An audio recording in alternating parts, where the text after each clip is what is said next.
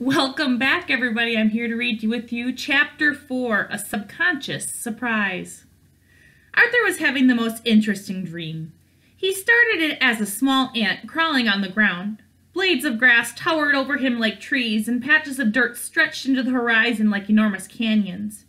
It was a very unique perspective, but Arthur figured he wouldn't get very far at an ant's pace. So the future King of England grew long legs and began hopping across the lawn as a grasshopper. He landed on the roots of an evergreen tree and marveled at all the branches stretching into the air. Arthur wanted to climb to the branches, but he knew it was an ambitious journey to make as a grasshopper. So he grew 4 claws and a furry tail and scurried up the tree as a squirrel. Once he reached the very top of the tree, Arthur stared in awe at all the fluffy clouds in the sky. He desperately wanted to fly through the clouds above, so his tiny arms grew into a pair of magnificent wings, and he soared into the sky as an eagle. Without a doubt, Arthur's dream had been inspired by Merlin's theatrical teaching methods. Recently, the wizard had been transforming the young squire into a variety of creatures to teach him lessons about greatness and gratitude. Oppression is a sport for the small-minded. Empathy is the path of true power, Merlin lectured. A great leader respects all walks of life, otherwise life will walk all around them. Ain't it the truth, Mother Goose agreed. It's just like I told my friends during the Boston Tea Party. Tyranny is a revolution's welcome mat. Arthur was reminded of his elders' wise words as he flew above the land they were training him to rule one day. The flight made him very thirsty, and he descended toward a small lake. As soon as his claws touched the ground, they transformed into hooves, and Arthur galloped the rest of the way to the water as a horse. When he arrived at the lake, Arthur found a young woman standing alone on the shore. She wore a white dress and had long strawberry blonde hair and stood with her back facing him. Arthur transformed back into his human self upon seeing the young woman.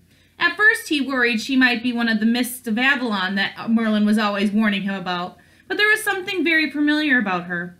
Eventually the young woman heard him approaching and turned around. "Alex," Arthur said with a big smile, "it's good to see you." "Arthur?" she asked. "Is that you?" Alex was much more surprised to see him than he was to see her. In fact, Arthur wasn't rattled at the slightest. Alex made regular appearances in his dreams. "Of course it's me," Arthur said. "Who else would it be?" Alex looked around the lake completely disoriented. She seemed to be afraid of her surroundings. "Where am I?" "You're in my dreams," Arthur said. "I know it's a dream because it's the only place I get to see you. And now I know I'm dreaming. I imagine I'll be waking up soon." Whenever Arthur realized he was dreaming, he immediately returned to consciousness. He could feel his mind's clarity returning by the second, but oddly, this time he didn't wake up. "I must be more tired than I thought," he said. "I am grateful for every second I get to spend with you, even if it isn't the real you." For the first time, Arthur noticed that Alex looked very different than she normally did when he dreamed about her. Her face was much paler and her eyes were red like she had been crying, and she blinked frantically like something deeply troubling was on her mind. "This is so strange," she said. "I thought this was my dream, but maybe I've stumbled into yours." "So I'm dreaming of you dreaming of me?" Arthur said. "Well, I'm afraid to look up what this means in Merlin's dream dictionary." "No, I mean we're both asleep," Alex said. "Just a minute ago I was dreaming of my hometown, and then I suddenly found myself at this lake. I think we're communicating in our sleep." "Is it really you?" he asked softly. "Yeah," she said. "It's really me." Arthur didn't know which possibility was more overwhelming, that he and Alex were connecting subconsciously, or that he was standing in front of the real Alex and not a figment of his imagination. "But how is this possible?" "I don't know," Alex said, and struggled to think of an explanation.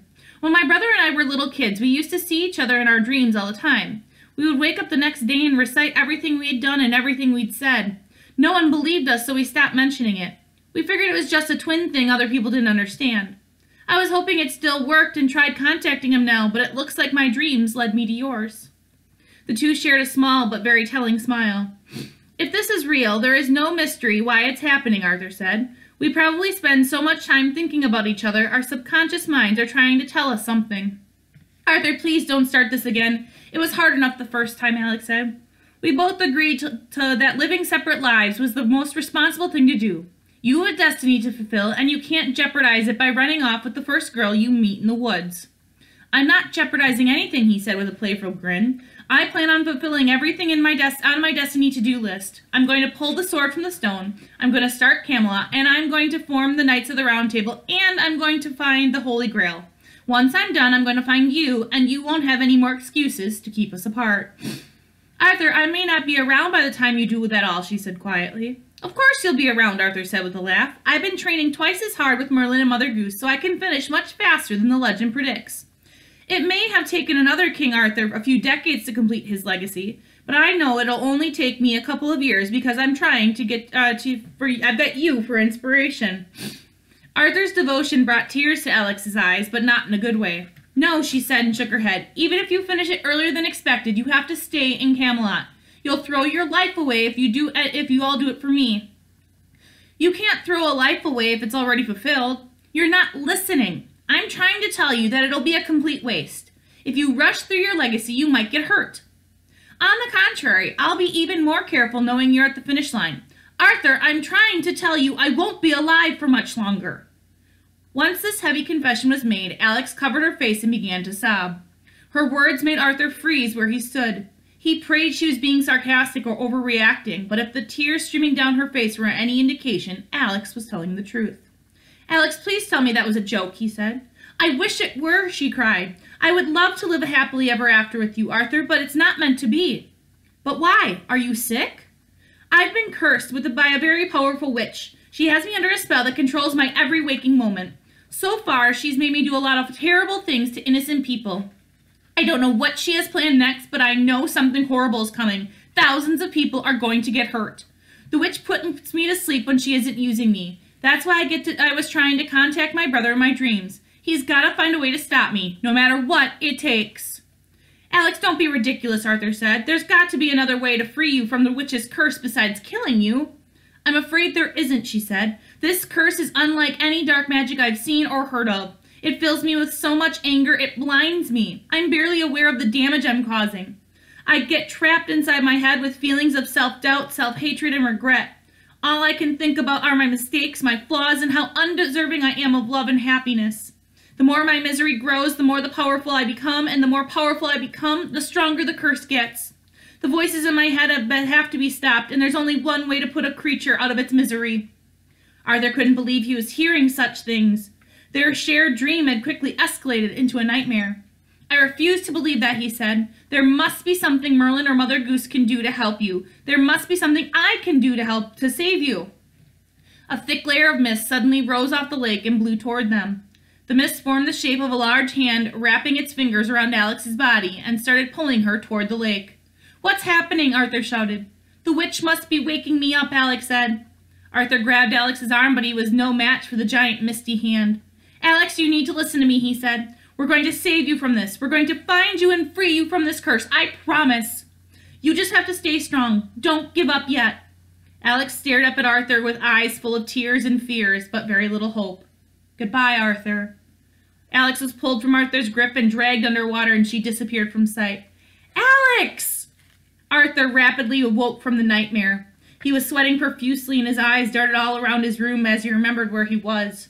His heart was beating so hard he could hear it over the sound of Merlin and Mother Goose snoring in the next room. Arthur had never been so affected by a dream in his life, so he knew it hadn't been a normal dream. Alex was in trouble, and she needed his help. The squire leapt out of bed and stormed into Merlin and Mother Goose's room. His elders awoke in a terrible fright and had sat straight up like they had been electrocuted. Arthur, what is it, my boy? Merlin asked and reached for his glasses. Where's the fire? Mother Goose said and reached for her flask. Forgive the intrusion, but something terrible has happened, Arthur announced. Have the Saxons invaded? Merlin asked. Are parachute patents back in style? Mother Goose asked. No, it's Alex, Arthur said. She's been cursed by a terrible witch. We need to go to the other world immediately and rescue her. How do you know all this? The wizard asked. Alex and I were communicating with each other in our sleep. She was trying to contact her brother, but found me instead. She told me she's been cursed and is being forced to do terrible things. Then a hand made of mist rose out of the lake and dragged her under the surface. Arthur explained himself so quickly he had to catch his breath afterward. Merlin and Mother Goose looked at each other with sleepy, uneasy eyes, but they weren't concerned about Alex. Artie, have you been drinking my bubbly? Mother Goose asked. You have to listen to me, he pleaded. Alex is in trouble, and she thinks the only way to stop the curse is if someone kills her. We've got to do something before she gets hurt." "It sounds like you just had a terrible nightmare," Merlin said.